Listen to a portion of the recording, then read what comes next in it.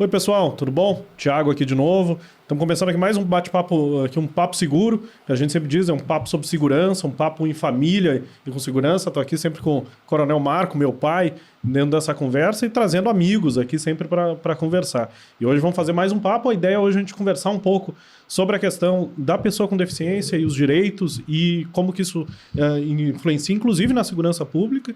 E vamos fazer mais uma conversa. Bom dia a todos novamente. Tiago, sempre muito bom estar contigo para nós trocarmos algumas ideias e mais do que pessoas amigas.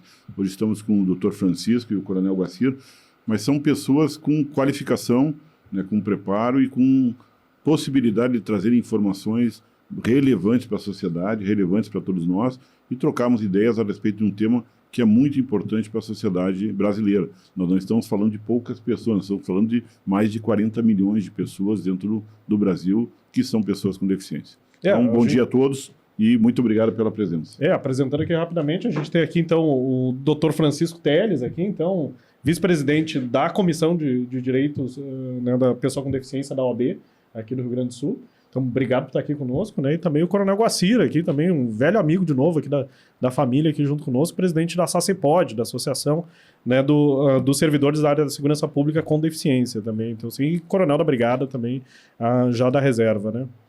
Tá certo, então, bom dia. Eu quero agradecer o convite que me honrou ter recebido. Estou conhecendo agora o Dr. Francisco Teles, satisfação, Dr. Francisco, né? Tiago, parabéns pela condução da nossa conversa. E a gente veio com muita alegria aqui para participar, para a gente fazer essa conversa sobre pessoa com deficiência. E eu queria aproveitar e já fazer uma primeira pergunta para vocês, assim, o que trouxe vocês a esse tema? Assim, então, assim, o que levou vocês a se interessarem pelo tema da pessoa com deficiência? Como que vocês chegaram dentro dessa história? Porque, ao mesmo tempo que, como o Marco aqui falou, assim, tem um número muito grande de pessoas, mas ainda existe uma invisibilidade, né, dessa população e dessas questões. O que trouxe vocês a esses dois temas? Bem, bom dia. Eu quero primeiro agradecer todas as palavras gentis aí que me foram dirigidas. É um prazer, uma honra estar aqui com vocês.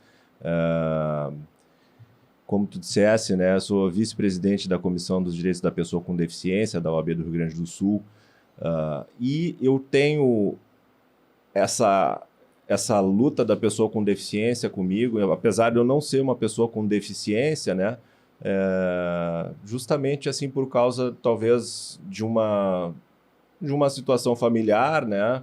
Eu tenho uma irmã, né, que tem uma deficiência e a gente também já passou por alguns bocados ali, né, por conta disso.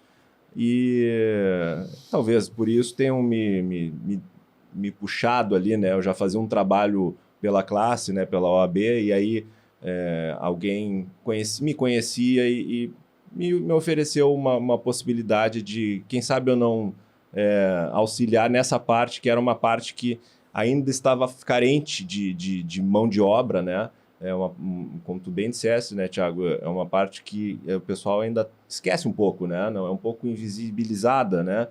E mesmo dentro da advocacia, né, que historicamente é uma classe que luta pelos direitos humanos, que a gente trabalha com os mais vulneráveis, e mesmo assim a gente teve que criar lá dentro da nossa instituição uma comissão temática, né, para a pessoa com deficiência, que ela ainda não existia.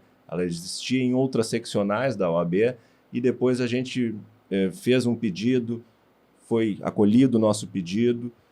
Eu trabalho lá junto com a nossa corregedora-geral da OAB do Rio Grande do Sul, doutora Maria Helena Dornelles, que é a nossa presidente da Comissão dos Direitos da Pessoa com Deficiência. Inclusive, falava com ela há pouco, né, e avisei que estaria aqui, que ela mandou um abraço aqui para os nossos amigos. Obrigado. E a gente fez esse pedido, né, e teve ele acolhido lá pela gestão ainda do presidente Marcelo Bertolucci, né. Criamos uma subcomissão. Há quanto tempo já que existe hoje? A Comissão da Pessoa com Deficiência. Isso. Desde quando ela era uma subcomissão, ela começou em 2000 e foi no último ano de gestão do presidente Bertolucci, foi em 2015. Uhum. E depois, em 2016, a gente se transformou, no primeiro ano da gestão do presidente Breyer, em comissão especial. Era uma subcomissão vinculada à Comissão de Direitos Humanos. E depois a gente transformou ela numa comissão especial para mais tarde, no último ano da gestão do presidente Breyer, ela ser transformada numa comissão permanente. Ou seja, agora não dependemos mais de nenhuma diretoria criar a comissão cada vez que se eleja. Ela já está criada, ela já faz parte da estrutura da Ordem dos Advogados aqui do Rio Grande do Sul, e assim vai permanecer por perene. Então, isso foi uma grande satisfação, né, que a gente conseguiu instituir esse espaço democrático, e tudo isso, né, por conta de uma questão familiar minha. Depois, mais tarde, também a vida vai acontecendo, e aí o meu pai também desenvolveu a doença de Alzheimer. Hoje é uma pessoa com deficiência também. Então, hoje em dia, eu já tenho 2 pessoas com deficiência na família. Então, Mas veio muito de uma experiência pessoal que aí te levou também a esse ponto. Justamente. Doutor Francisco, essa comissão permanente, ela tem similar nas outras seccionais da OAB brasileira? Tem. Nós temos um plano nacional que foi instituído ainda na gestão do presidente Cláudio Pacheco Prates Lamáquia, lá no Conselho Federal, que determinou, né, que em 2017, no mês de setembro, veja só, 5 anos atrás, foi determinado que todas as seccionais criassem ou que as que já existissem se tornassem permanentes e não mais comissões especiais dependentes lá de cada diretoria, se fosse ou não criar. Até por conta da dificuldade que eu relatava, né, de ainda existir poucos advogados com deficiência, advogadas com deficiência, e, portanto, uma certa dificuldade em a gente conseguir juntar um bom grupo para poder fazer esse trabalho de ordem, que não é um trabalho só de ordem, é um trabalho pela sociedade toda, né? Sim, exatamente. Haja vista, né? A gente mencionava o Dr. Jarbas Brito, que foi um colega que entrou lá na nossa comissão e hoje é o primeiro conselheiro seccional declaradamente com deficiência que nós temos durante todos os mais de 100 anos de existência da nossa OAB do Rio Grande do Sul. Então, isso tudo vai criando as condições, né, para que colegas novos cheguem, né? Nós também temos colegas lá que têm autismo, inclusive que já participaram comigo de comissões lá do Conselho Federal, da OAB. Então, é importante assim, a gente criar as condições, né, para que a advocacia, que não é a advocacia, como é que eu vou dizer, a advocacia que não tem deficiência, como é o meu caso, ela cria as condições para que os colegas que têm deficiência se sintam acolhidos, né? E assim deve ser em qualquer espaço de militância, enfim, de trabalho em cidadão, como é o caso da OAB. E para a gente é muito importante, por isso que eu fiz a pergunta, essa questão está permanentemente presente, especialmente em institutos desse naipe, tipo advocacias, porque o tema deficiência ele é transversal a tudo, né? E isso que é o mais fundamental. Nos órgãos públicos, por exemplo, nas prefeituras, nas secretarias de governo de estado, ele tem que estar presente em todos os atos de verdade, porque daí propicia muito melhores condições para que os projetos, os programas realmente se desenvolvam a contento.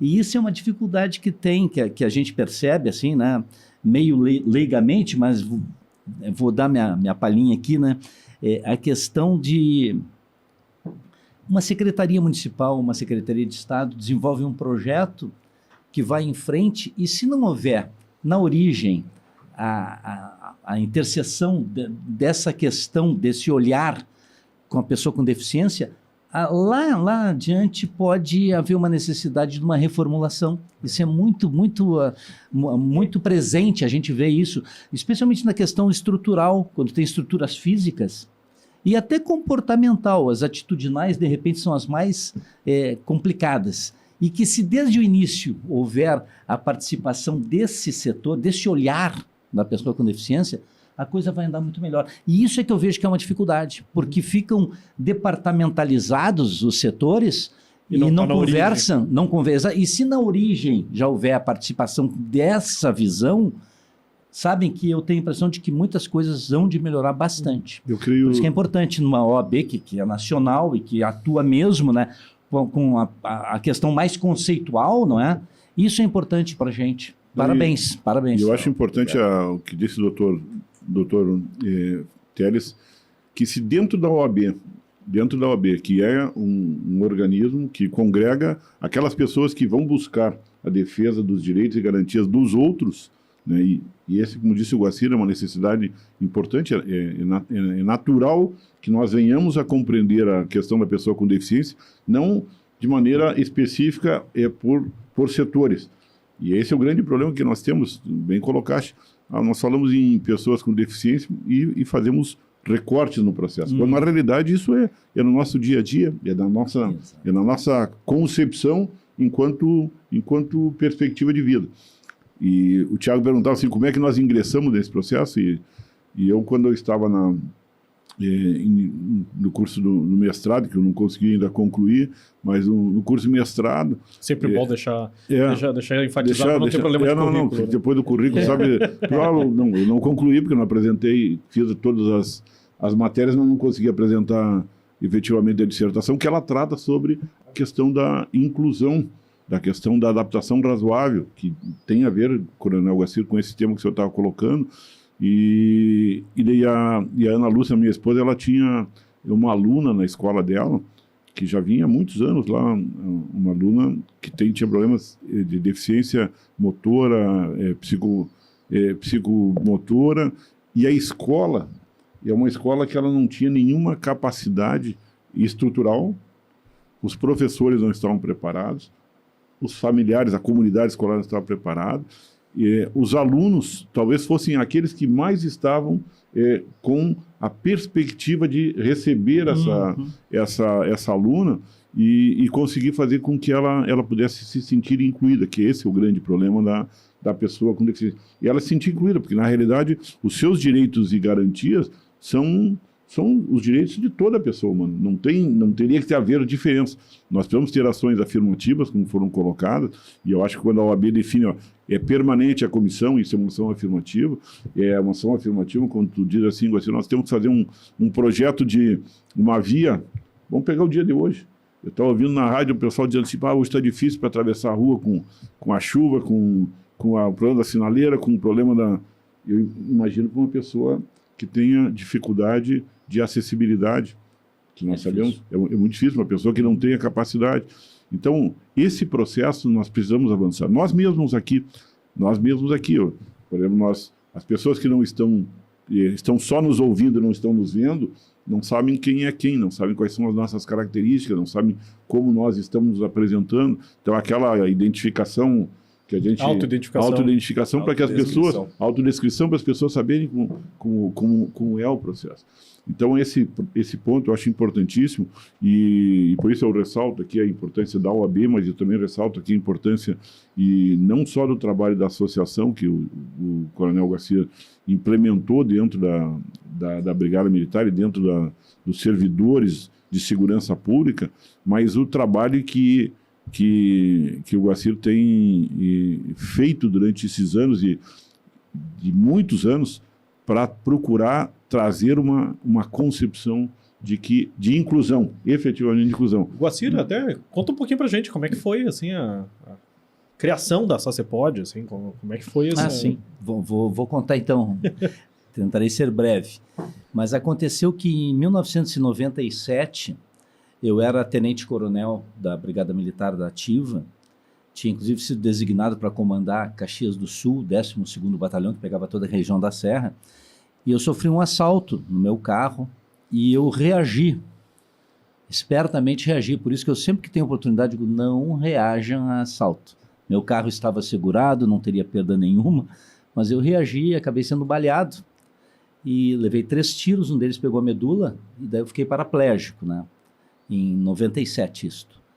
Daí eu passei um período me recuperando e senti a necessidade de que essa minha ocorrência frutificasse para alguma coisa, na verdade, né?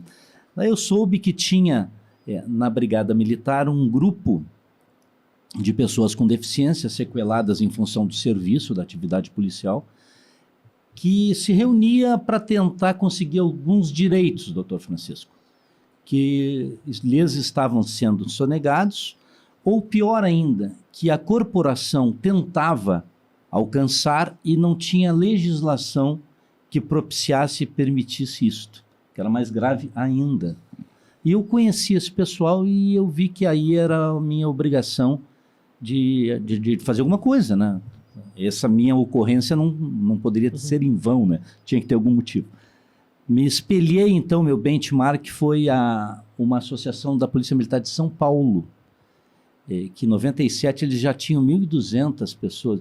Olha, São Paulo é outro mundo, né? A Polícia Militar de São Paulo tinha somente na associação 1.200 pessoas com lesões diversas em função do serviço. O que aqui no Rio Grande do Sul seria 10% do efetivo da brigada. Exatamente, né? Um absurdo, né? Lá era outro mundo mesmo, né? E a violência era muito mais acirrada, eu acho, não sei, nesse aspecto. Daí fui lá, me inteirei e resolvi então criar, eu com esse grupo, uma entidade. Que ano mesmo? Desculpa. 97. No 97 foi o meu acidente. Sim. Daí houve um período, né, um interregno ali que eu fiquei me recuperando, obviamente. A gente criou a entidade nossa no ano de 2000, dia 7 de abril de 2000, fazem 22 anos. Mas daí nós aqui resolvemos, porque o problema era peculiar, era compartilhado, a gente resolveu então fazer uma entidade de todas as entidades da área de segurança, ou seja, na época era a Brigada Militar, a Polícia Civil, o Instituto Geral de Perícias, o IGP, e a SUSEP, a Superintendência dos Serviços Penitenciários, que é a nossa polícia carcerária, né? À época, porque nessas entidades havia sequelados em função do trabalho.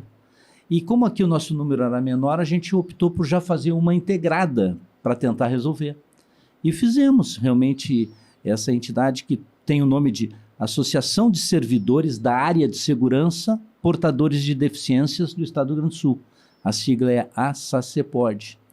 E, sem dúvida nenhuma, a gente conseguiu vários avanços, muitos avanços, na questão legislativa, principalmente, né, propiciando canais de... Porque... Vocês pegaram um tempo que era tudo mato. Exato. Não tinha nada. Literalmente. Ali de lá para cá, de 2008, 2009 para cá, passou a vigiar no nosso ordenamento jurídico a Convenção da ONU sobre os direitos da pessoa com deficiência, mais recentemente a Lei Brasileira de Inclusão. Acho que naquela época já deveria ter a lei de cotas. Eu acho que era a lei de cotas, acho que é de 91. A lei de cotas é super antiga. Sim. Mas tirando lei de cotas, é algo assim, ó, era rudimentar assim, a legislação para pessoa com deficiência. Ela avançou demais lá, inclusive por conta dessas mobilizações que vocês fizeram. Mas, inclusive, a Convenção da ONU ela teve muita coisa baseada na legislação brasileira. Né? Então, sem dúvida. Mas, para mim, o mais importante é exatamente isso que o doutor Francisco colocou. É o conceito, é o clima favorável em todos os setores da sociedade, que isso que favorece. Começaram a surgir coisas. Eu sofri isso. Poxa, eu era tenente-coronel da Brigada Militar. Eu era amigo pessoal. Pessoal não digo, mas era amigo de atividades várias do então secretário da Segurança. Eu era companheiro de futebol do comandante-geral da Brigada Militar. Eu era amigo pessoal, sim, do homem que era o Coronel Bonetti, até vou citar o nome, que era do comandante do CPC, que fazia... E para eles me ajudarem institucionalmente, era uma dificuldade, porque não havia lei, que não havia jeito de fazer. Mesmo com todos os privilégios dos contatos. Exatamente, que tu porque tinha. como eu era conhecido, eles me visitavam em casa e mesmo assim não tinha como me ajudar em algumas necessidades básicas. E daí eu ficava pensando, imagina o soldado lá do interior do estado, o policial civil que trabalha lá em Caixa-Prego, o agente penitenciário... Como é que esse pessoal se vê quando tem uma dificuldade que muda totalmente a vida da gente, por óbvio, né? E eu digo, não, então vamos criar... E realmente a gente conseguiu azeitar um monte de canais, criar legislação. Por exemplo, eu queria continuar trabalhando na ativa. O Estatuto da Brigada não permitia. Eu era cadeirante. E hoje ele tinha que ir permite? embora. Hoje permite. Isso, me permitam uma Claro. parte. Nós, lá pela OAB, a gente chegou a oficiar o secretário de Segurança, uma época, a propósito de um edital de concurso público para provimento de cargos de inspetor e escrivão da Polícia Civil aqui no Estado, que exigia aptidão plena. Mas isso é um absurdo. Exatamente. Isso é um absurdo. Porque como é que a gente não pode aproveitar no setor de inteligência, nos setores administrativos? Porque o policial... me lembra aquela coisa que a mulher não podia entrar na polícia porque ela não poderia correr atrás de bandido, uma mulher. Né? Porque ela não era forte para correr atrás de bandido. Isso veio até a década de 70. É verdade. Só de lá para cá é que a coisa mudou. E né? até hoje, inclusive, ainda existem mulheres que têm que entrar na justiça para conseguir, vamos dizer assim, ampliar o período para fazer o teste de aptidão física porque estão grávidas, por exemplo. Exato. E não perderem a vaga. Né? Sabe o que eu soube, casualmente, um parêntese aqui, eu soube ontem, meio jocoso até, ontem que eu soube isso, que no início, talvez o coronel Marco Antônio nem lembre disso, no início, que as mulheres entraram na brigada, quando elas estavam menstruadas, era proibida de fazer educação física. Sabia disso? Eu soube ontem, casualmente. Não era uma opção, era proibida. Era proibida. E até elas brincavam, porque era uma folga para elas, mas era uma coisa totalmente sem noção, que era... Claro, isso aí faz muito tempo, mas exatamente nesse sentido de não ter cabimento certas atitudes que a gente tomava, e não por machismo, é por, sei lá, uma eu acho cultura, importante, né? Tiago, e o Coronel Guacir e o Dr. Teles comentaram, dos avanços que são realizados a partir da alteração da própria sociedade em perceber as questões, mas a necessidade que nós ainda temos, e nós falamos agora, a lei de cota, que é talvez o nosso principal ponto, que hoje faz mais de 30 anos que nós temos uma lei de cotas, e que ainda não está devidamente implementada, vamos dizer assim, que é o mínimo de 2%, nós vamos verificar, não só no setor público, porque na realidade, tanto a Convenção da ONU como o próprio Estatuto, ele impõe à sociedade como um todo, setores públicos e setores privados.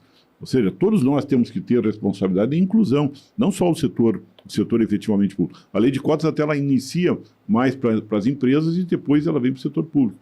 E mesmo assim nós não conseguimos ainda hoje, mesmo com legislações avançadas, tu disseste bem, o Estatuto da Pessoa com Deficiência Brasileira é um estatuto muito moderno, como normalmente a legislação brasileira são modernas, mas o problema é a aplicação prática, a execução.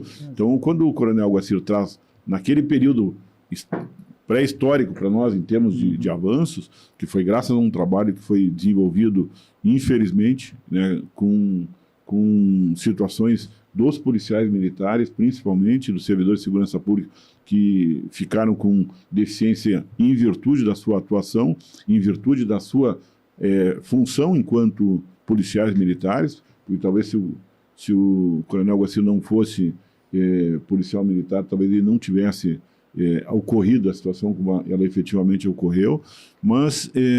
ou talvez até não tivesse reagido, a gente falou no outro papo sobre o dever... Sobre o dever de atuar, né? Porque isso está praticamente incutido no nosso dia a dia, e o Guacir foi quem nos recebeu na academia, né? Então, por exemplo, muito das nossos princípios e valores... A culpa é dele.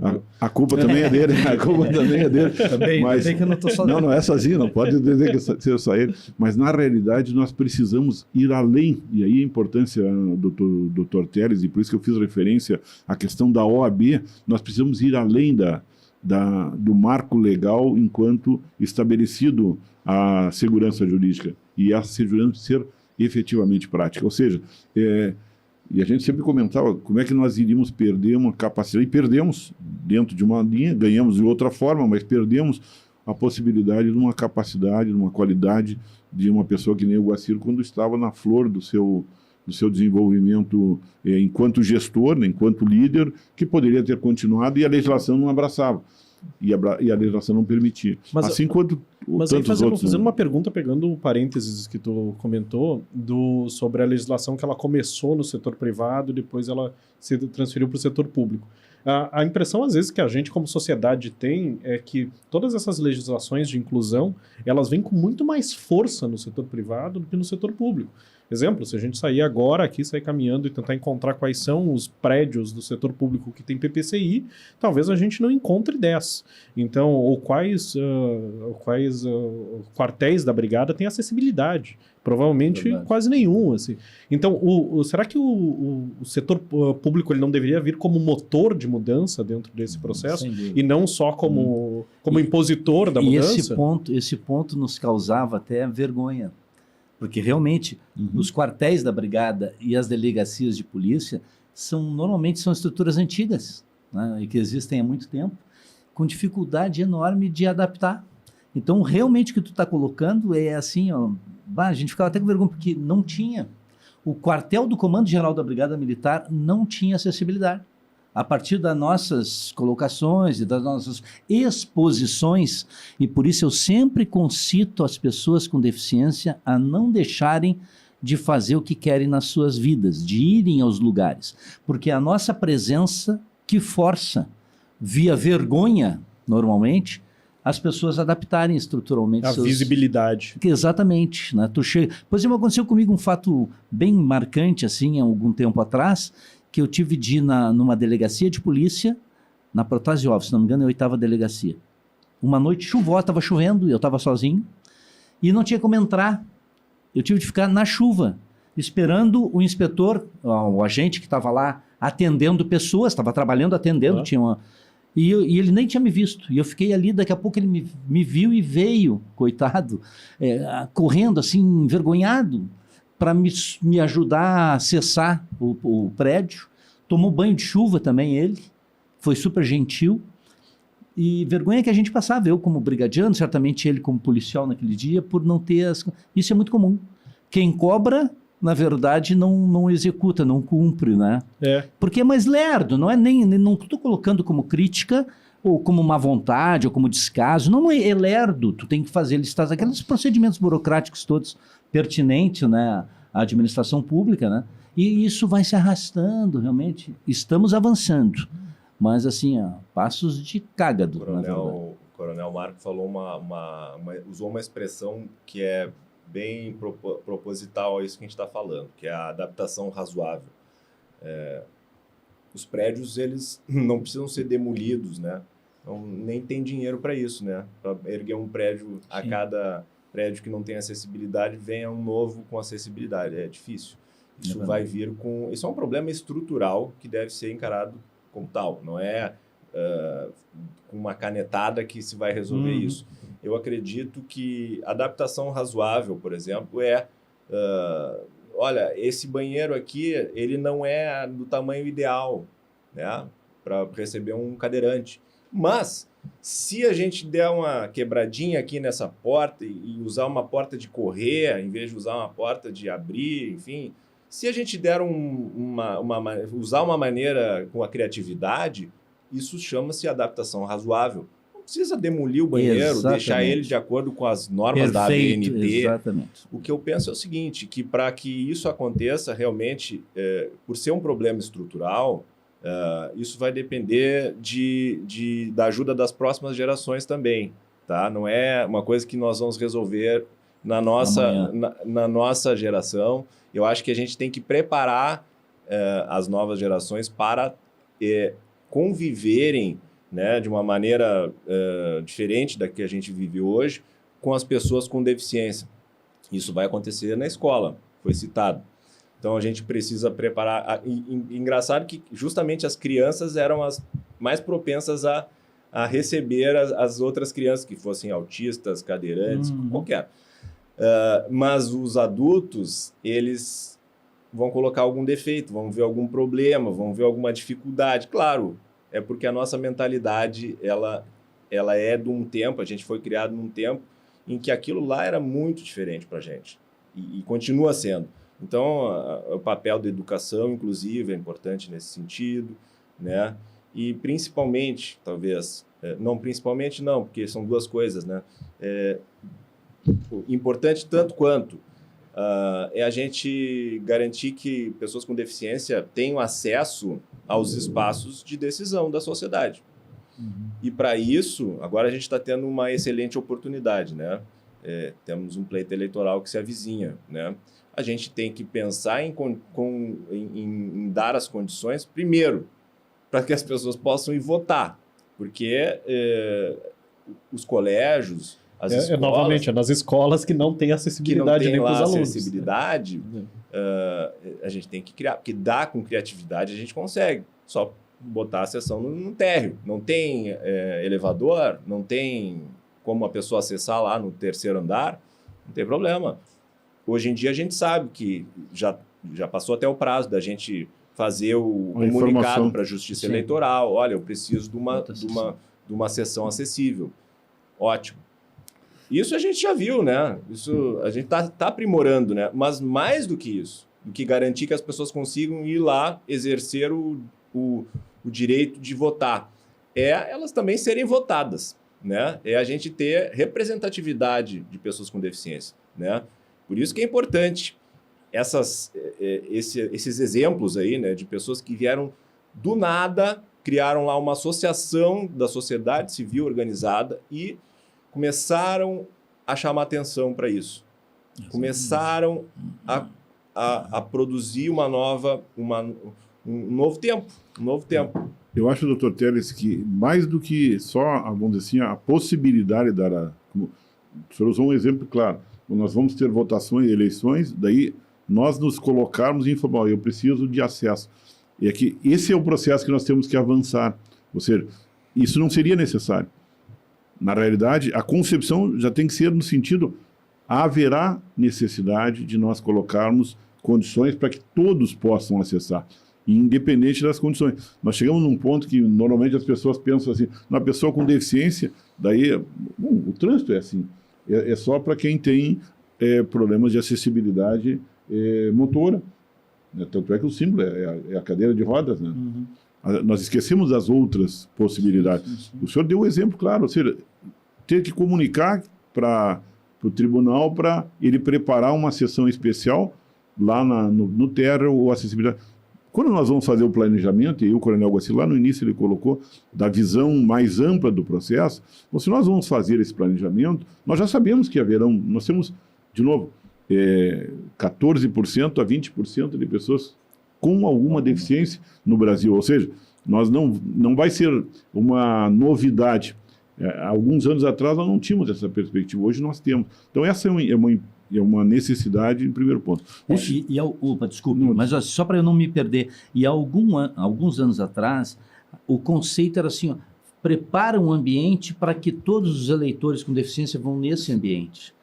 E isso aí é totalmente contrário, é o contrário, como dizia o doutor. Isso é segregado, né? Isso é segregado. É discriminação. É uma inclusão segregada, né? Alguma coisa do gênero. Isso é a discriminação, né? Do mal, porque tem a discriminação do bem, que é o que foi citado. A política de cotas também é discriminatória, mas ela é visando fazer uma política afirmativa para corrigir uma distorção histórica, né? Porque é um absurdo que a gente não tenha Quantos somos? 20%? Quantas pessoas com deficiência nos representam?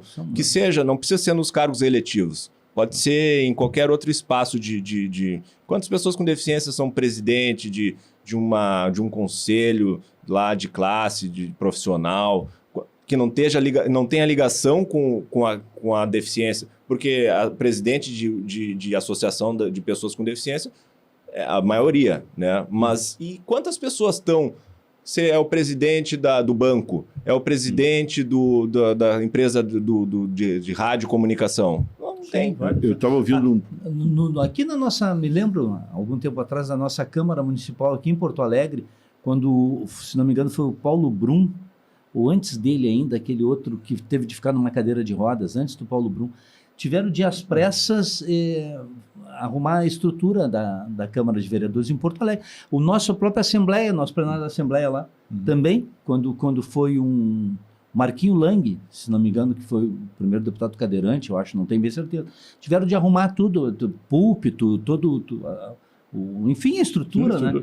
Isso que eu acho que é importante, por isso a colocação do Dr. Francisco é muito válida, de que as pessoas também ascendam a cargos de decisão ou ao menos de exposição maior, para que motive a estrutura, motive toda a organização. Tragam tanto a visibilidade quanto a experiência Exato. pessoal. Senadora Mara Gabrilli, por exemplo, lá no Congresso, lá no Senado Federal, né? Que ela é tetraplégica, né? Mais necessitada ainda.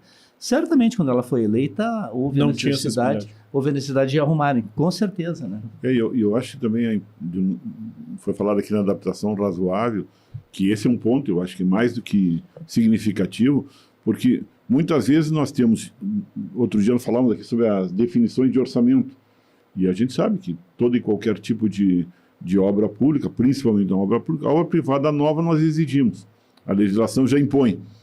Ela tem que fazer dentro daqueles padrões, então toda obra nova vai cumprir a legislação. Obra velha a gente tem que desmontar ou... Deve cumprir, não todas cumprem. Não, desculpa, mas deve Lastimavelmente ainda algumas não fazem. Então, nós devemos adaptar. E nós vamos a Ouro Preto, os prédios históricos, Nossa. é a fachada, mas são adequados. E nós não conseguimos fazer essa adaptação. Então, quando a gente fala muitas vezes em orçamento público, a gente precisa, na definição, e aí é uma definição política, na realidade, é uma definição política com base legal, de nós definirmos que há necessidade de nós termos, efetivamente, um orçamento para essa adaptação razoável que tem que ser feita. Ou seja, isso é uma imposição legal. A Convenção define e o Estatuto nosso já definiu. A antiga lei já definia e o Estatuto agora definiu. Ou seja, eu não tenho, não é mais a minha possibilidade, é a minha obrigação. Muitas vezes a única coisa que não se tem é o quanto vai ser essa adaptação. Agora, obrigatoriamente nós temos que fazer isso. E aí, esse é um tema que eu reputo de significativa importância de nós vermos aí, com o Coronel Guacir, exatamente como o senhor disse. Bom, como é que as pessoas que estão lá em Brasília, e o senhor trouxe assim, da representação, né? Mesmo que essa representação não seja de pessoas com deficiência, mas que tenham capacidade de ter a voz, ter a visão, ter a sensibilidade, ter alguma forma dessas pessoas dizer assim, ó, uma parte do orçamento tem que ser para esse tipo de atividade. Ou seja, nós temos que ter, como nós temos orçamento bloqueado de tantas formas, até secreto nós temos, e por que nós não temos um orçamento específico para a adaptação razoável das estruturas, da arquitetura, da estrutura física e da preparação de profissionais, da qualificação de profissionais, da qualificação de sistemas, que é outra situação, da qualificação de sistemas para nós podermos dar o devido direito e a devida garantia dos direitos fundamentais das pessoas com deficiência. Sabe que quando a gente vai trabalhar com os projetos de software, hoje em dia, a gente fala muito de privacidade de dados e a gente tem um conceito que a gente chama de privacy by design, né? Então, privacidade já no projeto. E aí isso, basicamente, o que ele faz é, tudo que eu fizer daqui para frente, eu faço já dentro dos padrões. Então, eu não gero novos passivos. E aí vem um pouco disso, assim, como é que eu estabeleço a legislação, porque é inconcebível que se coloque dinheiro público em algo que não tem acessibilidade a 20% da população. Exatamente. Então, assim, daqui para frente, não gero novos passivos. E o segundo é como é que eu trato com o passado, né? Então, como é que eu estabeleço, então, espaços de orçamento para começar a fazer adaptação razoável para do adaptar passado. o gap que nós temos. E é um gap, não é um pequeno gap. Enorme. Não é um enorme gap. Mas sabem que, assim, o que tu estava falando antes, Marco, sabem que eu acho que a legislação, ela está aí, está legal. O problema é a aplicação e a exigência, sabe? Nas coisas muito simples. Se a gente olhar aqui em Porto Alegre, em praticamente todas as cidades, pelo menos por onde eu ando, eu não quero estar enganado, vocês que são do direito aí podem me corrigir, mas a calçada, a manutenção, a arrumação da calçada é obrigação do proprietário. É isto, né? Isso, fiscalização da prefeitura. A fiscalização é da obrigação. prefeitura. Essa fiscalização não ocorre, gente, em nenhum lugar. Andem por Porto Alegre aí para vocês verem. E isso aí não é só a questão da pessoa com deficiência, é mais ampla ainda, é a mulher com carrinho de bebê, é o idoso que está levando um carrinho de supermercado, sei lá, são tantas coisas. É alguém que está machucado, eu já fiquei machucado andando de muleta. Sentiu a dificuldade, né, Mas doutor? eu tive que atravessar a rua Então, várias vezes. E correndo risco, né? E isso aí ninguém cobra nada. E seria tão fácil, ao meu juízo, né? Sou meio leigo nessas questões, mas, poxa, É só cobrar, é só passar, fazer um roteiro de trabalho, um cronograma de trabalho, e ó, Guacira, essa aí é a tua calçada, tu tem 1 mês para arrumar, 2 meses, sei lá o quê. Sabe que existe um projeto aqui no Rio Grande do Sul que está sendo gestado e foi construído com uma escuta bem ativa assim, de pessoas com deficiência, que foi liderado pela FADERS, né, que é o órgão estatal aqui que cuida da pessoa com deficiência e altas habilidades. Que é o selo de acessibilidade. Sim. Né? Nós participamos de reuniões semanais aí Lá já com o presidente Roque Bacoff, né? O presidente Roque. E agora o Marquinho Lang está continuando, agora Marquinho, né? Lang. E a gente, agora ele tá em fase de implantação, muito né? bom. E tem algumas cidades do interior aí que estão bem avançadas, inclusive, né? Que consiste basicamente em quê? Em tu premiar aquelas empresas, As práticas, né? até, enfim, hoje em dia a gente está vivendo num tempo diferente, que as pessoas trabalham praticamente em home office e tal. Até pessoas podem ser beneficiadas pelo selo de acessibilidade, dependendo de um escritório de advocacia, uma sociedade, uma empresa, ou um órgão público, receber lá um selo ouro, ou se não for ouro, um selo prata, ou se não for prata, um selo bronze, mas elas vão ser distintas pela acessibilidade que garantam. Então, isso tudo vai ser, isso tudo entra lá no formulário. Ele tem uma calçada acessível, em primeiro lugar, né? A questão arquitetônica, né? Que eu até acho que a gente avançou muito, porque essa legislação ela impõe, né, que as coisas sejam feitas. Muita coisa não é cumprida, enfim, ou é cumprida pela metade. Mas eu acho que a questão arquitetônica ela conta muito. Atitudinal conta bastante, que na verdade é o grande problema hoje. É o grande problema hoje. Né? É o grande problema hoje. Quando a gente fala que não tem um orçamento para cuidar dessa parte, para a gente ser uma sociedade mais desenvolvida, né? Nosso IDH melhorar, porque justamente falta uma participação lá. Às vezes uma lei que estabeleça, olha, o governo municipal, estadual e federal precisa ter pessoas com no mínimo, eu defendo que a pessoa, o presidente do Conselho de Direito da Pessoa com Deficiência, ele deva despachar junto com o seu respectivo lá. Se ele for Conselho Municipal, ele tem que despachar com o prefeito. Se ele for estadual, vai despachar com o governador, e o presidente vai despachar com o presidente do CONAD, que normalmente são pessoas com deficiência. Exatamente. E assim, essas pessoas, inclusive, deveriam, na minha opinião, pode ser até polêmica, deveriam, inclusive, participar do governo, porque não tem ninguém melhor, com maior representatividade, legitimidade para atuar junto ao Poder Executivo do que essas pessoas que trabalham, que lideram um Conselho de Direitos, que é composto por quem? Por todas as associações de pessoas com deficiência organizadas, por entidades como a OAB, com entidades como a Defensoria Pública, o Ministério Público, estão todos lá. Né? Então, é uma coisa séria que precisa ser valorizada. Né? Eu defendo isso, que eu acho que a gente tem que ter uma cota lá, que o prefeito tem que ter secretário com deficiência lá, porque alguém falou aqui que é na base do constrangimento. E é na base do constrangimento. As pessoas têm que se sentar numa reunião de trabalho e lá pelas tantas alguém vai ficar constrangido, porque estão falando de tanta coisa, mas estão esquecendo que tem ali um colega do lado, está sentado do lado, como aqui a gente está sentado, e com representatividade, que é uma pessoa com deficiência que não está sendo contemplada em determinado projeto, vai fazer uma destinação de verba, estão lá esquecendo algo tão importante, né? A gente esquece, né? Existe um esquecimento. Eu acho que precisa colocar dentro do Poder Executivo, principalmente, mas também dentro dos outros poderes, pessoas com deficiência, dentro do Poder Judiciário, dentro do Poder Legislativo, todas as instâncias de poder tem que ter gente representando o segmento de pessoas com deficiência. Nós falamos no podcast anterior, né, sobre a questão da representatividade, a democracia participativa e a representatividade, Guaciro. Claro que nós estamos tratando entre as representatividades, a representatividade da segurança pública naquele caso, mas nós falamos da necessidade de que todos os setores tenham a possibilidade de terem as suas demandas, seus anseios vistos pelo poder público. Ou seja, o poder público não pode hoje, e ainda mais com a capacidade tecnológica que nós temos, as condições que nós temos, alguns anos atrás isso era mais difícil, hoje não.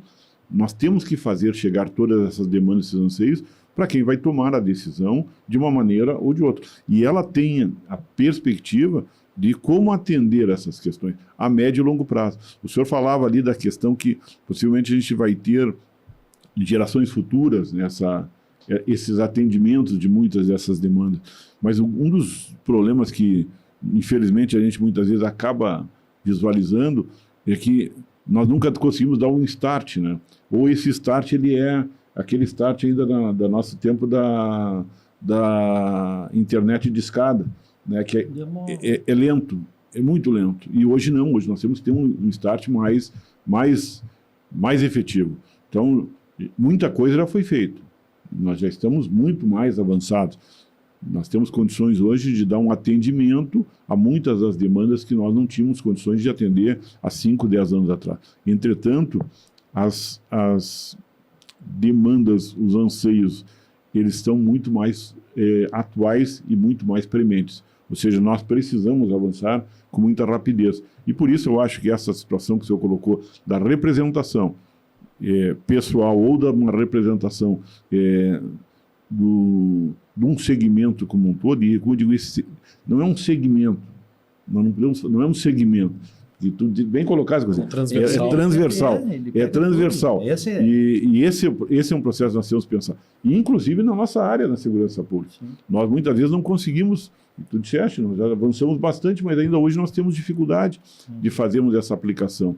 Por que nós muitas vezes não conseguimos incluir aquelas pessoas, nossos servidores da mais alta qualidade, que por um motivo ou outro não têm capacidade plena, que o senhor bem colocou antes, que está no edital, a capacidade plena de exercer uma atividade em segurança pública, mas pode atuar em outra atividade em segurança pública, pode estabelecer um outro processo. Então, isso nós precisamos avançar na parte legislativa, na parte estrutural, mas eu ainda acho que o que foi colocado pelos senhores antes na nossa perspectiva de visualizar enquanto sociedade, que a nossa sociedade tem que ser mais inclusiva e mais plena, né? Não pode ser tão burocratizada nesse sentido de engavetamentos, não. Mas esse pode, aqui não pode, nós precisamos melhorar nessa área, mas daí nós esquecemos dessa outra área e deixamos Mas dessa vocês forma. não acham só que a gente ia pegando o teu gancho sobre o comportamental, né, a atitude, que assim, só da gente não correr o risco às vezes de ficar muito dentro de uma bolha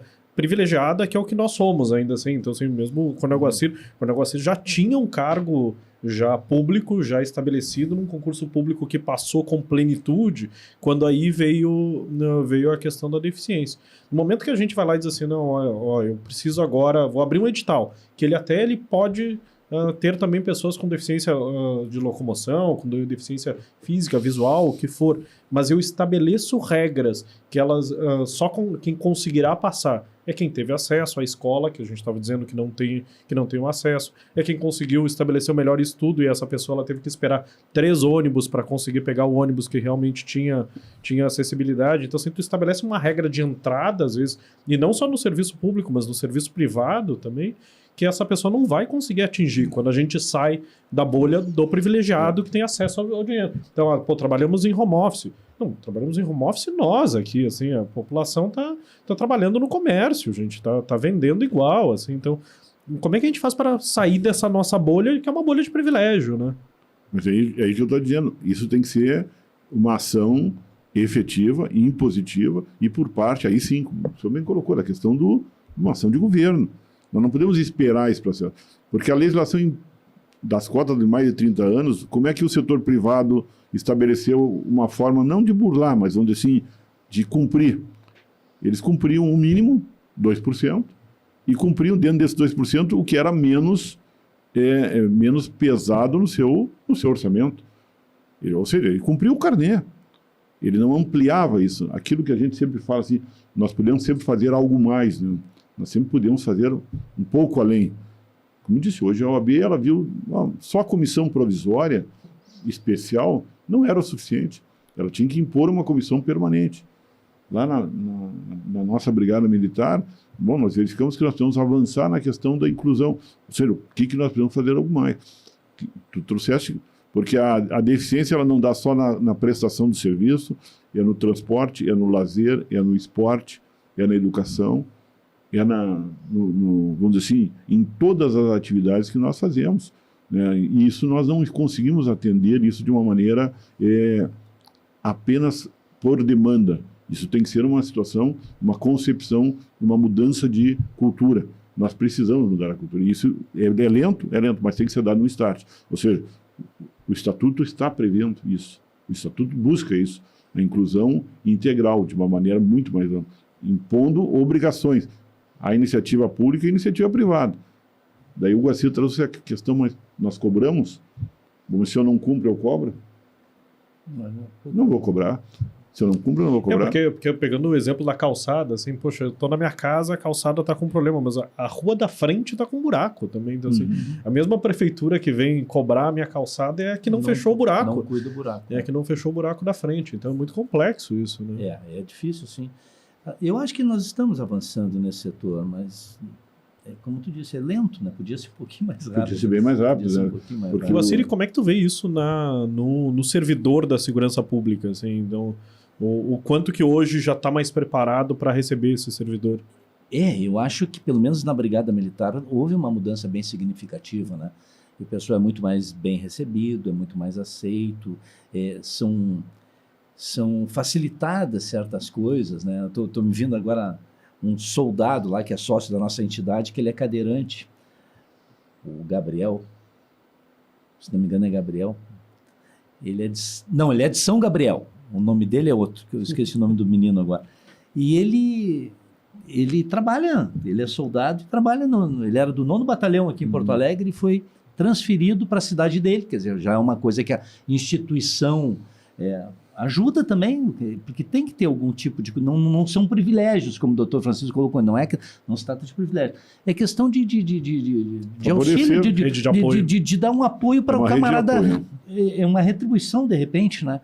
E está muito bem, participa de competições, então, as coisas vão avançando, mas é o que eu sempre digo, a exposição da pessoa com deficiência que é importante, ele não se recolher em casa, ele ir à luta, viver a vida como ele pode ser, é fundamental, que daí surge a necessidade e a pessoa fica constrangida, que foi o termo que o senhor usou há pouco aí, é constrangimento, é mesmo, eu fico parado ali naquele porta daquele estabelecimento que não tem entrada e o dono que está lá fica com vergonha, né? Porque isso aí está sendo visto, né? E ele tem até algum prejuízo comercial, até porque hoje em dia a população já está um pouco mais sensível a isto, né? A essas demandas, essas necessidades, né? A questão da inclusão, a questão da diversidade, que a gente que tem um pouquinho mais de vivência aí nos meus 66 anos de vida e meus 25 anos de lesado, de pessoa com deficiência, eu percebo que houve já bastante mudança, sabe? Lá no meu início, eu reparava muito, num supermercado, por exemplo, as pessoas me olhando meio que de soslaio, assim, olhando com alguma curiosidade, por ser um cadeirante, fica diferente, daí gera curiosidade, mas assim, com medo de encarar, de repente até serem agredidas por terem encarado, né? Aquela coisa, sei lá, de algum preconceito, que tu está me olhando, que eu sou deficiente, sei lá, alguma coisa. Então a pessoa olhava meio de soslaio, as crianças eram mais arredias. Isto, eu não sei se é impressão minha ou se é uma constatação minha, eu vejo que já mudou. Mas, ao contrário, as pessoas já se aproximam mais. Tu tá precisando de ajuda aí? O que tu quer? Eu posso ajudar? Esse tipo de coisa assim do cotidiano, sabe? Mas que é o fundamental. Para mim é a questão atitudinal. Para mim é o mais importante, que daí leva de arrasto Quero fazer um parênteses. Eu estou me segurando para fazer um parênteses. Não, por favor. Diga. Bate-papo aqui. Vocês viram que esses dias teve uma mãe de uma menina, um menino com deficiência, que roubaram o carro dela. Até os bandidos têm sensibilidade com a pessoa com deficiência. Devolveram com bilhete, né? Devolveram o carro e disseram assim... E disseram que botaram gasolina. Não botaram gasolina, botaram um pouco de gasolina no carro ainda. Mas disseram que tinham enchido o tanque. Até a bandidagem tem bons olhos com pessoa com deficiência. Isso aí eu acho que também tem um pouco da participação da comunicação social, acho que é importante a gente estar aqui fazendo isso, nos podcasts, mas sobretudo naqueles meios de comunicação que tem o maior acesso, né, das pessoas, de massa, né, de massa. Que eles falem e que eles transmitam essa mensagem, né, e isso está funcionando, porque existe muita simpatia na sociedade em relação. Só que tem um problema aí. Às vezes, a gente quer fazer o bem e vai lá e faz o que não é o bem. Uhum. Então, por exemplo, o legislador, ele vai, na melhor das boas intenções, fazer lá uma lei para beneficiar os monoculares, que são aquelas pessoas que só têm a visão de um olho, e dizer que eles são equiparados à deficiência, eles têm deficiência visual, eles são pessoas com deficiência para efeitos de concurso público. O que, no fim das contas, termina sendo uma injustiça com quem efetivamente não enxerga, né? Ou que tem baixíssima visão. Exatamente. Né? Por quê? Eu concordo que a pessoa com a monocular ela possa vir a ter uma deficiência, desde que ela tenha mais alguma outra coisa, talvez somado, aí tu vai fazer uma avaliação biopsicossocial, que é hoje o modelo de avaliação que é adotado, né, depois da convenção, e chegar na conclusão, não, essa pessoa foi avaliada e, não, ela é uma pessoa com deficiência. Agora, de largada, dizer assim, não, ele não enxerga pessoa com deficiência. Porque senão vai acontecer a mesma coisa que aconteceu, um desvirtuamento da lei de cotas. As pessoas, para cumprir a lei de cotas, elas vão contratar a deficiência mais leve e vão deixar aquela pessoa que tem uma deficiência um pouquinho mais pesada, severa, de lado. Né? Então, e o legislador, como eu dizia, não só o legislador, porque isso estava simulado no STJ, inclusive, está simulado no STJ, que prefeito de concurso público monocular concorre como pessoa com deficiência. E isso é injusto. É verdade. Não é? Então, as pessoas vão lá, recebem uma associação de determinada, aí a déficit de atenção, vamos botar todo mundo como pessoa com deficiência, e não é bem assim, né? Então, tem que cuidar com as boas intenções, né? Tem que cuidar com as boas intenções. Esse é um perigo. Por isso que é importante sempre ouvir o movimento das pessoas com deficiência. Os movimentos todos, né? Que por mais que exista muita interseccionalidade com outras, por exemplo, os idosos, dialoga muito com outros segmentos da população. Nós não podemos tratar isso de uma maneira que não seja estanque também. Tem que considerar, tem que ouvir os movimentos representativos lá. Porque senão vai acabar retrocedendo naquilo que já estava bom, que a lei é boa. Hoje em dia, a lei é boa. Não pode haver um retrocesso em nome de uma simpatia que foi criada, muito bem-vinda, inclusive, para que as pessoas com deficiência deixem de ser tratadas com desconfiança lá, né, com aqueles apelidos lá do João Sem Braço, daquela coisa que antigamente a gente via, né? Até hoje em dia a gente vê, mas cada vez menos, né? A gente falava os outros dias sobre quem representa os não representados, né? Então, assim, porque existe uma população que é isso, que é uma população invisível, que não se organizou, seja porque não tinha ainda um representante que desse voz, ou seja porque não teve capacidade realmente de organização para gerar uma representação. Então, assim, quem representa é a voz dessas pessoas, porque às vezes como tu disseste, né? Então o monocular, então ele se organizou, ele fez um lobby, ele conseguiu passar um projeto em cima às vezes de uma outra população que não estava ali, nem sabia que o direito dela estava naquele momento estava sendo ameaçado ou não, aqui, fazendo né, assim, só uma ideia em cima disso. Né? Essas coisas são muito importantes da gente conversar e tentar difundir, tentar até a gente amadurecer, né? Porque eu estou nessa comunidade há bastante tempo já, né? E uma coisa que me incomoda também é algumas pessoas deste lado do balcão ficarem de braços cruzados esperando um assistencialismo integral da população, dos governos, do povo. E isso aí é uma coisa que a gente luta contra também, porque é dever também do Estado e da sociedade, enfim, estimular as pessoas a se desenvolverem, a assumirem uma dignidade, né? E essa questão do assistencialismo exacerbado, algumas vezes até desnecessário, gera uma injustiça enorme, inclusive com o assistido, que acaba ficando cada vez menos digno dele próprio, se sentindo um zero à esquerda, e é exatamente o que a gente não quer que aconteça, ainda mais com as pessoas mais jovens, que devem ser estimuladas a irem à busca dos seus direitos, cumprir seus deveres, enfim, ser cidadãos, né? Então, tudo é Por isso que esses assuntos têm que ser comentados, e até cumprimento vocês aí, o Marco e o Tiago e o doutor Francisco, que está nessa lida, porque só conversando, só pensando, só divulgando, só fazendo a inclusão das pessoas nos seus pensares, né, nas suas ideias, é que a gente pode avançar para ser mais justo, né, uma coisa mais bem feita. Eu acho mais do que isso, Garcia. Eu acho que em termos de sociedade, na realidade nós precisamos, e dentro do modelo biopsicossocial, na realidade, o que a gente precisa visualizar? É como nós podemos reduzir as barreiras para que a pessoa se inclua adequadamente. Isso. Esse é o grande mudança. E tu estava dizendo ali do papel de cada um. E o Tiago trouxe também que uma coisa é nós, enquanto, vamos dizer assim, determinadas pessoas que têm uma possibilidade maior de inclusão, e outras pessoas, que é uma boa parte, talvez a maior parte da sociedade brasileira, que não tem básico de comida, de habitação, de transporte, de condições normais de atendimento a qualquer tipo de necessidade básica. Que dirá uma pessoa com deficiência que precisa enfrentar outras situações ainda mais delicadas. Então, nós, enquanto sociedade organizada, estruturada, e por isso a importância da OAB, que é uma referência em todos os temas de importância no país, ela atua de maneira direta, no sentido de ampliar um processo de democracia, de preservação de direitos e garantias, de buscar os direitos e garantias, de estar com uma comissão permanente. Quando eu falei com o Jarbas, né, o doutor Jarbas Brito, ele, até nós o convidamos também para participar, ele inicialmente assim, já se colocou à disposição, e depois me ligou e disse assim, Coronel Marco, eu acho que nós podemos ir além, aquilo que eu digo, fazer algo mais.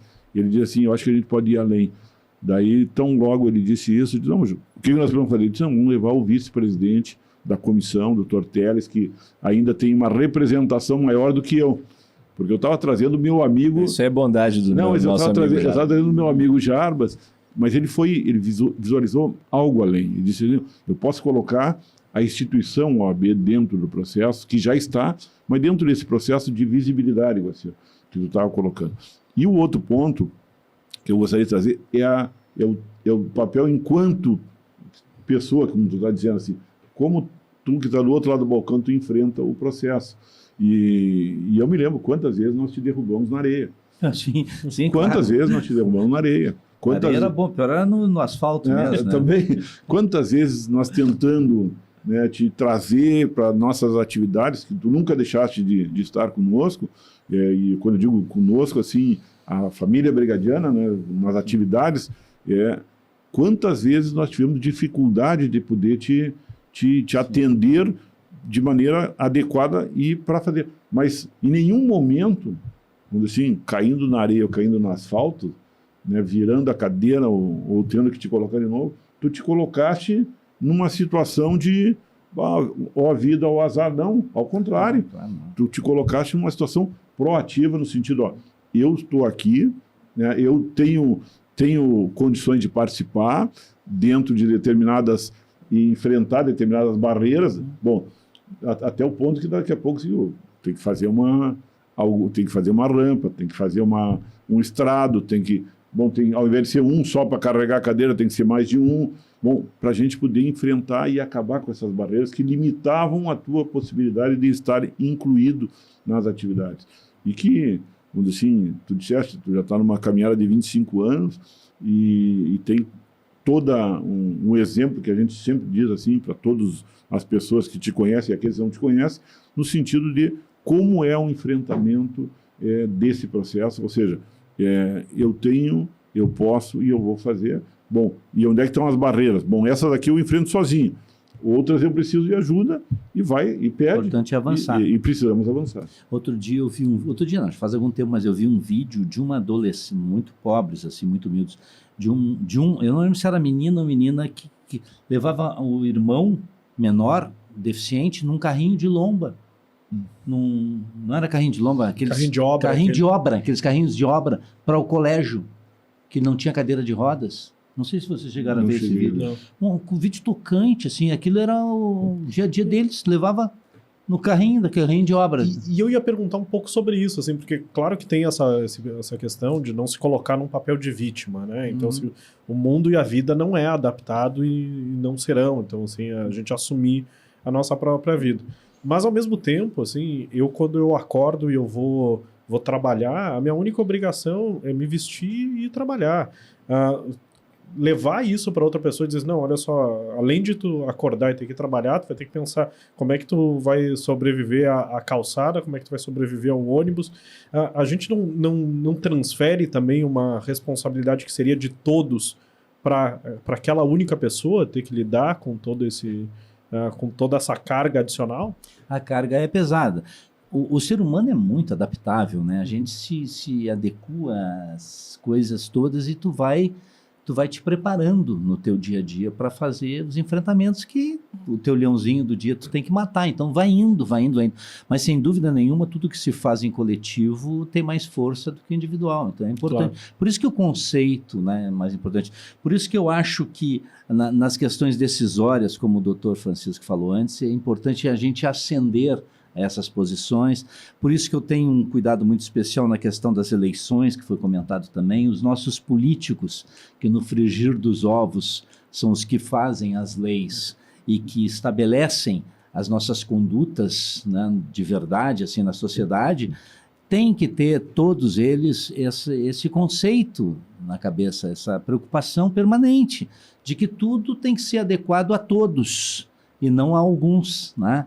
E cumprimento até aqui o Marquinho, o Marco, né? Coronel Marco, que tem essa visão, sempre teve. Aliás, ele é sócio, não sei nem se não é fundador, eu acho até que é fundador da nossa associação, está conosco há 22 anos lá na nossa sociedade, né?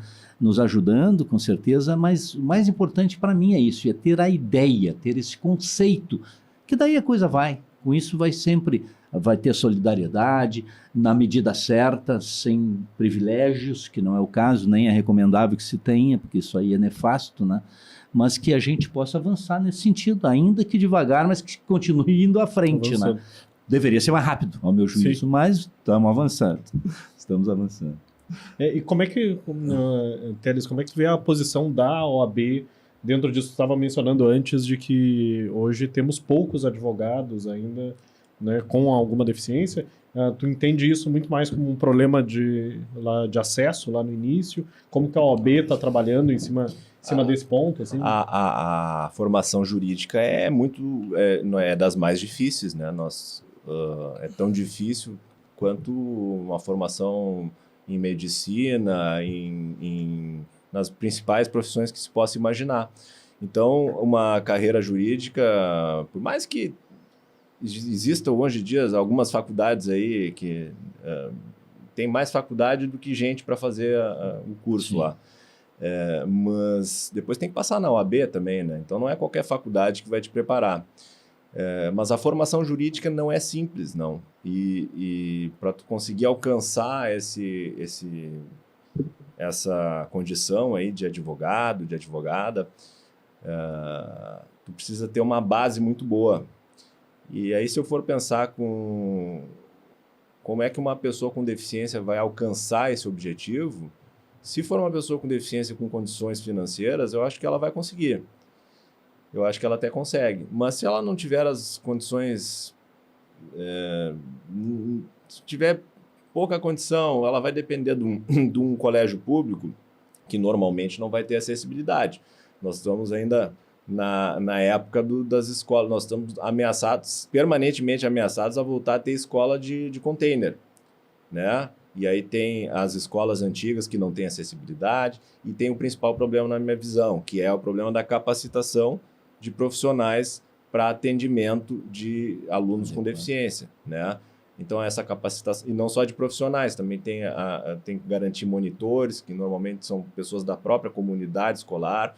Tem a questão ainda do bullying, né, que se verifica ainda com muita força, mas é muito complicado tu conseguir concluir o ensino fundamental, sendo uma pessoa com deficiência. Tem um problema, uma distorção que a gente explorou no nosso último evento que fizemos na cidade da advocacia, que foi a necessidade de políticas de cotas efetivas para o acesso ao ensino superior, porque tem um problema. Hoje a lei de cotas, que está completando 10 anos, engraçado, a lei de cotas completa 10 anos em agosto de 2022, só que a pessoa com deficiência não foi na primeira leva. Ela só foi incluída na lei de cotas lá por 2016. Então ela sempre vai um pouco a reboque, né, das outras minorias, né? Então, nesse sentido, a pessoa com deficiência ela vai... primeiro tem que a população negra e a população de baixa renda tem que ser contemplada, para daí a população com deficiência dizer assim, e nós? Né? Então, eles foram incluídos lá em 2016. Só daí tem um problema, porque a lei de cotas ela só beneficia os egressos do ensino público. Mas o ensino público é bom para a pessoa com deficiência? Está preparado para receber a pessoa com deficiência? Não. Aí, a pessoa com deficiência vai lá num processo judicial e prova para o juiz que ela precisa estudar numa escola particular e que a Constituição garante o direito à educação, então o Estado tem que pagar essa bolsa lá na escola particular. Só que se ela fizer isso daí, ela vai automaticamente, segundo a lei hoje em dia, perder o direito de acessar a faculdade pública depois. Então ela vai ter que pagar uma faculdade particular depois. É uma escolha. E daí o Estado já não é obrigado a pagar o ensino superior para ela, né? É só então o básico, ela vai fazer uma escolha. É. Tu quer te formar como? No ensino básico? No ensino médio? Ou tu quer te formar no ensino superior? Escolhe. É isso que acontece. Né? Então, tem coisas ainda muito... Nós temos uma ampla... um amplo espectro ainda a atingirmos dentro desse crescimento. Então, de novo, e o Dr. Teles colocou muito bem, não temos uma formação... Bom, vamos de novo, uma boa parte da população não consegue completar o ensino fundamental ainda, o básico, né? O ensino básico, da nossa sociedade como um todo. Ainda mais se nós daí fizermos os recortes dentro de algumas categorias. Acho que o último número ainda de analfabetismo ainda estava em 10%, próximo de 10%. Imagina. Não, mas eu vou dizer assim, saímos do analfabetismo dentro do ensino básico, né, fundamental e médio, né, para podermos chegar daí um nível superior, como o Dr. Teles muito bem colocou, que a cota não vai atingir, e daí tu é obrigado a tomar uma decisão, né, que não deveria ser tomada. E isso que nós estamos falando em pessoas que estão colocando-se nessas condições de estarem já dentro de uma escola, estarem com um suporte para irem até uma escola e terem essas possibilidades. De novo, qual é a visão de cima para baixo? É importante, eu acho, Guacir, os movimentos estabelecerem esse processo. Mas nós, e o doutor Teles colocou muito bem, nós precisamos ter determinadas ações afirmativas que rompam com esse processo, porque como é que nós vamos chegar? A lei vai sair, mas daí ela só privilegia esse grupo. Não, esse grupo vão deixar que eles recorram. Vão deixar depois, porque a gente resolve primeiro. Não, na realidade, os problemas eles são de todos. A necessidade da inclusão é de todos. A necessidade de resolver esse tema é para todos. Por isso que nós precisamos ter, e o Coronel Guacir colocou também isso, a questão da representação política adequada, e o senhor também fez essa referência. Bom, ou pessoas que tenham essa situação concreta pelas suas relações, ou pessoal pelas suas relações, e pessoas que têm essa perspectiva de entender que isso é um tema que nós precisamos nos preocupar com maior ênfase por parte do Estado. O Estado não pode simplesmente aguardar, estabelecer um estatuto, não fazer o estatuto ser devidamente cumprido, porque esse é o maior problema que nós temos. A profusão de leis, né, doutor Teles, assim, é muito grande no Brasil. Nós também, quando a gente vai cumprir na atividade policial, a gente sabe, lei tem lei para tudo. A aplicação efetiva, que é o que nós precisamos fazer. E isso também é responsabilidade, muitas vezes não se dá conta, do próprio legislativo em cobrar que elas estejam devidamente cumpridas, levar à discussão. E por isso, de novo, cumprimento a OAB, porque a OAB, estando envolvida com temas dessa natureza, nós sabemos, vamos dizer assim, que a possibilidade de cobrança é distinta. A possibilidade de ter visibilidade é distinta. é muito mais ampla. A representação, por exemplo, de uma OAB num tema dessa importância é significativo. Sim. Colocar, seria a senadora Mara Gabrilli, que foi relatora, inclusive, do Estatuto. Então, pessoas que já alcançaram e conseguem levar o tema de uma maneira que tenha visibilidade devida para toda a sociedade. Até porque existe um rito, né? Tem um rito processual legislativo que vai ter que ser passado, assim. Então, e aí voltamos naquele ponto, assim, às vezes a gente consegue representatividade, mas a representatividade chega lá e não consegue cumprir os ritos, ou fica na base da pirâmide e não consegue ser efetivo. Mas as pessoas, quem está na função, quem está na atividade, quem é o gestor público, ele precisa visualizar isso com muita atenção. De novo, nós estamos falando aqui, tu usaste antes uma expressão, uma bolha, devidamente uma situação diferenciada. Mas a sociedade brasileira como um todo, as condições são muito piores. Nós estamos falando aqui em níveis já aceitáveis. As condições da sociedade é muito pior do que nós estamos procurando trazer aqui. Então, há dificuldades, as pessoas com deficiência precisam ter, vamos dizer assim, um atendimento adequado, além da legislação, e sim numa prática de política pública devida diuturnamente. E com cobrança da sociedade pelos seus não cumprimentos. Ou seja, que aí entra de novo aquilo que nós falamos também da representatividade. Ou seja, nós temos representantes, nós temos que ter uma possibilidade de um controle social forte em cima deles para que eles cumpram pelos motivos pelos quais eles estão lá sendo os nossos representantes. É importante o Coronel Marco falar isso, porque eu também já participei do Conselho da Pessoa com Deficiência aqui no estado do Rio Grande do Sul, né? Foi inclusive através do Conselho, da nossa participação lá no Conselho, que a gente pôde pleitear a criação da nossa comissão. E até lá por 2020, um pouco antes da pandemia, eu lembro que nós oficiamos a Assembleia Legislativa aqui do Estado para que cada lei que versasse sobre pessoa com deficiência, de alguma maneira, tivesse a escuta do Conselho. Porque inclusive eu defendo o poder de o Conselho não ser meramente consultivo, ele delibere sobre aquilo. Não é uma mera consulta, e aí, vocês acham que... Não, a gente precisa deliberar sobre essa lei que está sendo, esse projeto de lei que está sendo votado, e a nossa opinião é favorável. Pode votar, e o Conselho, que é o órgão de representação por excelência, né, da pessoa com deficiência, ele está sinalizando nesse sentido. Mas não tem orçamento. Bom, então vocês digam, não tem orçamento, é por isso que nós não vamos aprovar, deixa essa lei parada. Não tem orçamento. Agora, votar a lei contrária ao interesse do Conselho é que não pode. Teles, mas aí tu não acredita que tem uma interferência dentro de um poder representativo que foi eleito pela maior parte da população? Mas aí eu te devolvo a pergunta e te digo, esse poder, ele está devidamente representado? Não, tudo bem, mas aí é uma discussão se a gente está votando corretamente ou não, mas assim, existe uma atribuição definida ao poder legislativo de legislar, né? Mas é importante, eu acho, por exemplo, nós temos determinadas legislações, o próprio Conselho Estadual de Educação, vamos dizer assim. Nós estávamos no Colégio Tiradentes, o Conselho Estadual de Educação, por uma resolução, se não está sendo cumprida determinadas pautas previstas em lei, ela estabelece se a escola pode ou não pode funcionar. Sim. Como disse o doutor Teles, se tem uma legislação que vai impor uma determinada situação que afeta esse tipo de objeto de análise, que é o caso das pessoas com deficiência, e nós temos um conselho estadual que tem atribuições, não vamos ter um conselho apenas para dizer que nós temos. Não, e que não tem função, se ele não consegue impor uma determinada perspectiva de obrigação, vamos dizer assim, ao Executivo e ao Legislativo, nós ficamos também, não tem por que uma função.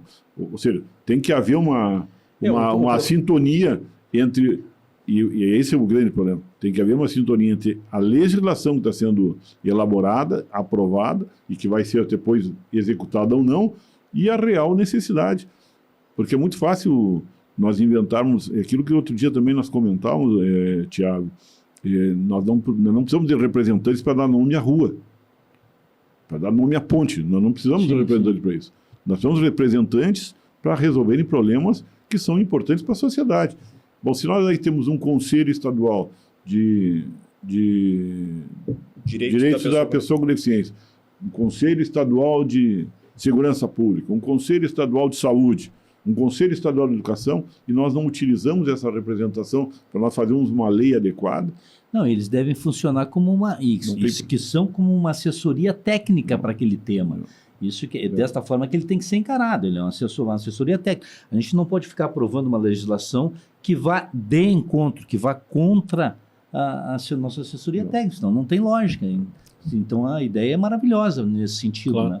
A gente fazer as Mas coisas eu entendi melhor. a colocação de Mas a minha única preocupação é essa legítima, tua a pergunta é muito legítima. feita. Essa tua Claro. pergunta é muito feita e é muito boa. Claro. Porque, claro, quem são numa democracia representativa, quem são os representantes do povo são os Parlamento eleitos. lá, né? Claro. Perfeito. Mas existem conselhos. Foram eles que criaram. Foi criado por lei. Uhum. Existe conselho. Então vamos fazer o que com o conselho? Vamos fechar o conselho? Não. Então vamos fechar o conselho, porque se não é para ouvir o conselho, a gente para de gastar dinheiro com esse conselho aqui, Uhum. né? Então deixa o conselho lá, porque isso é para bonito. Então, se é para fazer um conselho trabalhar, faz um conselho. Eu sou entusiasta dos conselhos de Sem direitos. dúvida. Eu acho que conselho de direito é lugar onde vai ter de todo tipo de viés político lá dentro, né? Pessoas com deficiência e sem deficiência, como é o meu caso, e fui para lá e comecei a ter contato com pessoas com deficiência, comecei a ver os meus equívocos, a minha visão equivocada, e daqui a pouco comecei a me aprimorar. Então isso tudo é importante para que esse é um espaço democrático, tanto quanto é o parlamento, tanto quanto é os outros poderes também. E como é que a gente muda isso, Teles? Como é que a gente consegue ampliar, então, a força dos conselhos como assessorias técnicas, como o Guacir colocava? Se o próprio poder, isso é via poder legislativo, né? Ou o poder legislativo estabelece lá uma alteração na lei de criação dos conselhos, né? Ou ele mesmo pode fazer, olha, eu sou o presidente da Assembleia Legislativa e na minha gestão eu vou ouvir o povo, o conselho, porque eu acho que a gente é a casa do povo. E a gente não pode virar as A gente costas se aproxima pro povo. mais de uma Mas democracia mais direta. Eu acho que Exato. talvez a pergunta não seja exatamente Perfeita colocação. como nós mudamos o conselho. É como nós mudamos os nossos Legislativo. legisladores. É. Porque o conselho tem uma definição, tem uma importância e tem uma representação. E tecnicamente vai dar retorno. Outro dia nós falávamos também sobre esse assunto. Como é que nós colocamos determinado poder dentro dos limites constitucionais. E daí nós colocamos que, por exemplo, nós temos sabatinas que são meramente sabatinas. Ou seja, Pro forma. pro forma. Nós não podemos ter um legislativo pro forma. Não o conselho. O conselho tem a sua atribuição. Agora, quem está ali para definir as atribuições, olhar diferente, ouvir ou não ouvir, como o senhor bem colocou, é a casa do povo. Se o legislativo não consegue ouvir as demandas da sociedade, não consegue analisá-las adequadamente e depois transformá-las dentro de uma das suas funções, que o legislativo tem outras, mas uma das suas funções é propor e elaborar leis que sejam adequadas às nossas demandas. Nós precisamos fazer isso. Então, eu acho que a pergunta um pouco mais ampla daí, se o Dr. Teles permitiu, acho que seria exatamente como nós também influenciamos nessa decisão. E daí nós precisamos trabalhar naquilo que foi colocado na mudança cultural, na visão que nós precisamos colocar a pessoa com deficiência dentro de um patamar de uma decisão política adequada, de forma transversal e que realmente seja sentida tanto pelo legislador como principalmente pelo gestor, que a sua decisão vai impactar na vida dessas pessoas, na vida de todos nós, porque, como eu digo, não é uma pessoa, não é 10 pessoas, nós estamos falando em 14% a 20% da população brasileira, então é muita gente. E essas medidas, e é óbvio isso que eu vou dizer, mas é bom salientar, essas medidas são de proveito de toda a sociedade. Até se nós ficarmos pensando em custos sociais, a integração, a inclusão dessas pessoas como produtores de valores são fundamentais. Eles saem do lado de ser apenas despesas sociais e passam a ser produtos sociais, produzir, gerar renda, gerar riqueza. Né? É óbvio isso, são medidas tão salutares para toda a sociedade que nós temos que lutar por isso.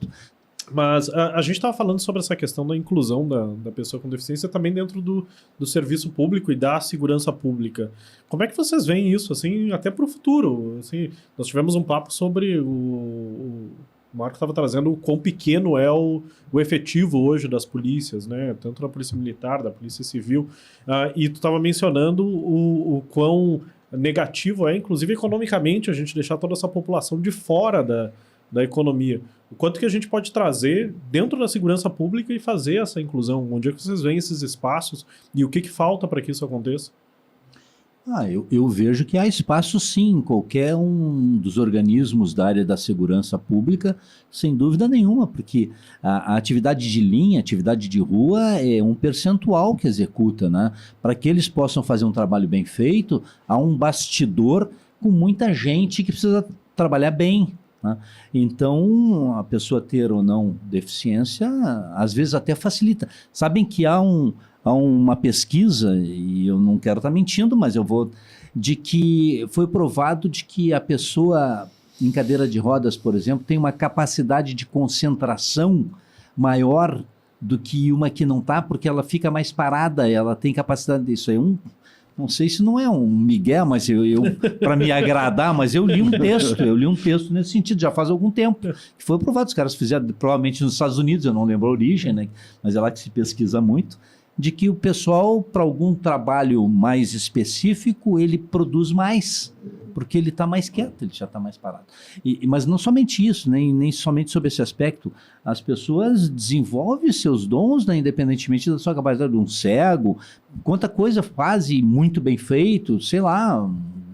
Então eu acho que é muito importante, e, inclusive na minha época, que era obrigatória a exclusão, por exemplo, eu tinha alguma experiência, eu tinha já muitos anos de brigada militar, eu já tinha vários cursos, não é? Então eu poderia ser aplicado para alguma coisa, não é? Com certeza a sociedade perdeu, porque continuou me pagando e eu não retribuindo. Não tem lógica nisso, né? E hoje em dia, e sempre a gente quer que haja produção das pessoas, porque se tu não trabalha e recebe, alguém tá gastando contigo. Então essa consciência eu acho que aflorou, mas tem que continuar avançando também, de uso das pessoas sim no que ela possa fazer. Ela vai retribuir socialmente na medida do que ela possa retribuir, mas tudo é melhor do que zero, né? Se tem um pouquinho mais, não tá indo, não. Tiago, há muitos espaços. Além do que o Coronel Guacir já colocou, o doutor Teles antes falava sobre a questão da própria Polícia Civil, na questão, entre outras tantas áreas. Eu fui chefe da PM2, da inteligência da brigada. Nós temos condições de tranquilamente aproveitar os servidores nessa atividade. Nas áreas de monitoramento, de comunicações, que são áreas que, mesmo não sendo áreas de execução plena, mas são áreas, meios devidamente vinculadas à atividade. Na atividade cartorial, numa atividade de polícia judiciária, toda atividade cartorial nós temos condições de aplicar e colocar servidores capacitados, qualificados, treinados, como disse o Guacir, investido o recurso do Estado, e mais do que investido o recurso do Estado, Guacir, e aí vou falar numa área mais também do que a gente lê, do que a gente estuda, a pessoa com deficiência que é incluída socialmente e retorna para uma atividade profissional, a sua autoestima, ela também é altamente ampliada. Ela se torna, que tu usaste uma expressão antes ali, a dignidade da pessoa é trabalhada. E eu acho que isso também é importante dentro de uma vida em sociedade. Então, a possibilidade de aplicar essas pessoas, toda a parte de gestão administrativa, orçamentária e financeira, que são pessoas que nós temos condições de utilizá-las nessas áreas, nas áreas de secretarias e administrativas. Então, há muita possibilidade disso. E que eu acho que nós temos que buscar espaços, nós temos que criar espaços, nós temos que, como eu digo de novo, romper barreiras para que essas pessoas possam retornar e serem devidamente úteis à sociedade, mas principalmente que elas tenham a sua dignidade enquanto pessoa, e é isso que o Estatuto busca, né, Dr. Teles, é isso que a Constituição estabelece também como princípio e garantia da pessoa, né? Nós precisamos fortalecer a dignidade da pessoa humana, e eu acho que essa é uma forma que nós teríamos tranquilamente de utilizar, modificando uma realidade que já está em fase de modificação. Não vamos dizer que não foi feito nada, já tem muita coisa sendo feita, mas que ainda pode avançar muito e deve avançar muito. Bom, me sobrou muito pouco para falar, né? Até porque eu não sou da área da segurança pública, muito aprendi aqui ouvindo essa conversa aqui que a gente teve. Talvez eu pudesse acrescentar, humildemente, assim, a capacitação, os cursos de formação também poderiam ser muito bem... como é que eu posso dizer? Ganhariam muito, né? Com a presença de pessoas com essa consciência que é um pouco estranha ainda para o grande grupo ali da sociedade. E o senhor tocou num assunto que até eu acho importante, de novo, só reforçar. Toda a parte de formação, qualificação, especialização, que é uma área importante, o Guaciro trabalhou na área, eu também, mas também para o próprio policial saber como atuar com essas pessoas, que também são, vamos dizer assim, integrantes da sociedade, em que nós vamos atuar enquanto agentes de segurança pública. Policiais vão atender ocorrências com uma pessoa com deficiência. Não, me permita, o ano passado, no final do ano passado, nós pedimos lá para a Assembleia Legislativa que fizéssemos uma audiência pública justamente num assunto que envolve a Polícia Militar, porque a Polícia Militar faz, na ausência de um serviço de atendimento de urgência na área da saúde mental, esse trabalho. Então, uma pessoa que está lá num episódio de surto, um autista, uma pessoa com esquizofrenia... É atendida por um PM. É atendida por um policial militar que não foi capacitado para isso e que ele tem que fazer esse serviço, porque senão ninguém vai fazer. E muitas vezes ele não está capacitado para fazer isso e acaba sendo pior. Então, às vezes é melhor não fazer.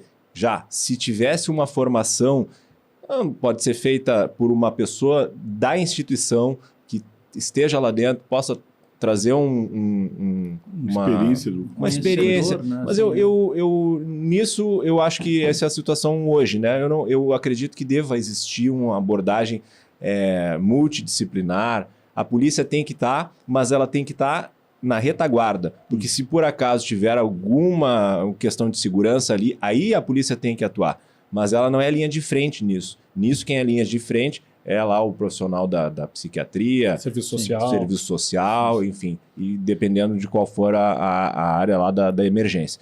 Mas eu acho que essa parte da capacitação é super importante, a gente sempre fala sobre isso, e a Polícia Militar tem que ser nossa parceira nesse sentido, e vou aproveitar e talvez colocar a OAB à disposição para fazer algum projeto nesse sentido, para a gente tentar aproveitar os quadros que tem lá dentro da Brigada Militar e a gente conseguir trazer essa capacitação na área da pessoa com deficiência.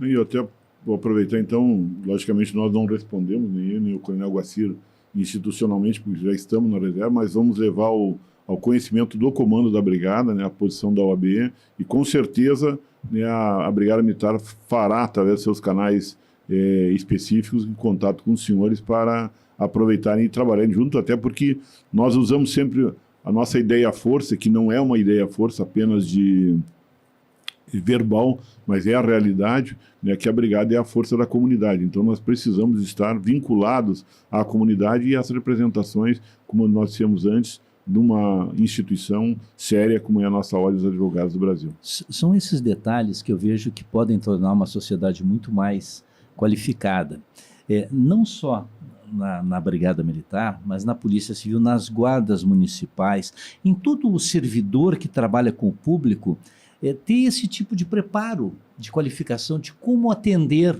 pelo menos uma visão que não se tem, de como ajudar um cego, coisas do cotidiano, coisas banais. Quantos nossos policiais falam Libras? Exatamente, compreender alguma coisa básica de Libras, como ajudar um cadeirante para andar para lá e para cá.